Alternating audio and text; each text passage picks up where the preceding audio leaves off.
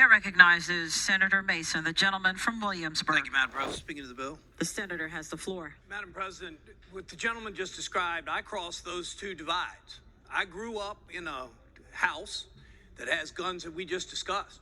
Guns for hunting, guns for skeet shooting, guns for protection. And what the gentleman just described is a best practice in the Mason household, that you lock your guns up. His description of leaving a shell in a coat while a questionable part of it, the gun would be locked up in the gun safe. Madam President, you and all of us that are born and raised around guns, what's the first thing you do when you pick them up? You check the gun to make sure it's not loaded.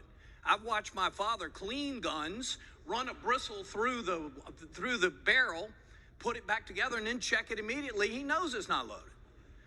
Madam President, this bill is targeting the divide that I live on now. What the gentleman from King George just described, anybody born and raised in Farmville understands completely. But when I go back to my district today, I have someone who walked from Newport News, went to York County, and legally acquired a gun. I think that's fine. Some people would like to make that more onerous. I think he or she did it just fine. But you know what? That seemed to have been an inexperienced gun owner. And what this bill would provide is a conspicuous notice when that purchase was made that says, if you got a child in your house under 18, you've got to lock this gun up.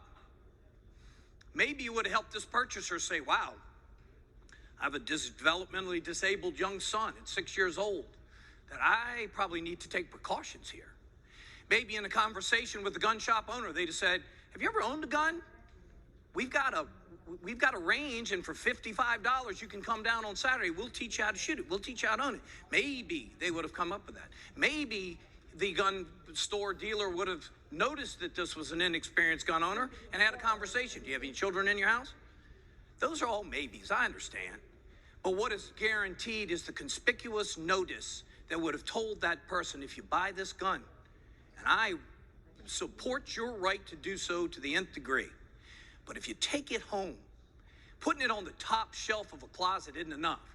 Because the next thing you know, a 6-year-old showed up at Rich Neck Elementary School in the unexplainable circumstance of having a gun in his backpack that then was transferred to his person. He then pulled out and shot his teacher. That's the divide, Madam President. That's what makes it so hard for us to do these things. What the gentleman explained in my hometown, everybody gets. When I go back to Newport News, what I explain of our inability to pass these bills, they don't get.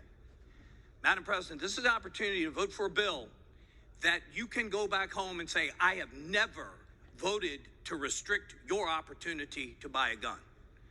But does it solve all of our problems? Absolutely not. But we've got to begin layering things on top of each other for the protection. 11,000 kids killed themselves with a gun. Why? I don't know. We don't know. There are a million reasons. But they had one reason. We know why, because they had access. And then another thousands of killed children, wounded other children or themselves, unfortunately didn't kill anybody. Why? We don't know. What do we do know? Because they had access. Small step right here, Madam President, but a step we ought to take. I ask you to support the bill. Chair recognizes Senator Morrissey, the junior senator from Richmond.